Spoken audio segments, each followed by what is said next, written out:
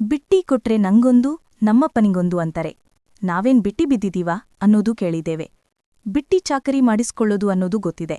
ಹಾಗಾದ್ರೆ ಈ ಬಿಟ್ಟಿ ಅನ್ನೋ ಪದ ಎಲ್ಲಿಂದ ಬಂತು? ಈ ಬಿಟ್ಟಿ ಪದ ಬಂದಿದ್ದು ಸಂಸ್ಕೃತದ ವಿಷ್ಟಿ ಎಂಬ ಪದದಿಂದ. ಹಿಂದೆ ಯುದ್ಧಕಾಲದಲ್ಲಿ ರಾಜರು ಕೂಲಿ ಕೊಡದೆ ಕೆಲಸ ಮಾಡಿಸ್ಕೊಳ್ತಿದ್ರಂತೆ. ನಿರ್ಬಂಧ ಹೇರಿ ಮಾಡಿಸುತ್ತಿದ್ದ ಇಂತಹ ಕೆಲಸಕ್ಕೆ ಬಿಟ್ಟಿ ಕೆಲಸ ಅಂತ ಹೇಳ್ತಾ ಇದ್ರು. ಅದರಿಂದ ತಪ್ಪಿಸಿಕೊಳ್ಳಲು ಪ್ರಯತ್ನಿಸುತ್ತಾ ಇದ್ರು. ಮೇಲ್ನೋಟಕ್ಕೆ ಇದು ಇತ್ತೀಚಿನ ಪದ ಅನಿಸಿದ್ರೂ ಇತಿಹಾಸವೇ ಇದೆ ಅಲ್ವಾ? ಇದೆಲ್ಲ ನಂಗೆ ಹೇಗ್ ಗೊತ್ತಾಯ್ತು ಅನ್ಕೊಂಡ್ರಾ? ಇಲ್ಲಿ ಕೇಳಿ. ತಪ್ಪಾಗುವುದು ದೊಡ್ಡ ವಿಷಯ ಅಲ್ಲ, ಹಾಗೆ ತಿದ್ದಿಕೊಳ್ಳುವುದು ಸಣ್ಣ ವಿಷಯವೂ ಅಲ್ಲ. ಕನ್ನಡದ ಬೆರಗನ್ನು ಕುರಿತ ಸ್ವಾರಸ್ಯಕರ ಕಿರು ಟಿಪ್ಪಣಿಗಳ ಹೊತ್ತಿಗೆ ಸರಿಗನ್ನಡಂ ಗೆಲ್ಗೆ. ಇದು ಬರಹಗಾರರಿಗಂತೂ ಅತಿ ಸೂಕ್ತ. ಒಂದೊಂದು ಪದದ ಆಳವನ್ನು ಅತ್ಯಂತ ಸೂಕ್ಷ್ಮವಾಗಿ ಗ್ರಹಿಸಿ ಸಾದರಪಡಿಸಲಾಗಿದೆ.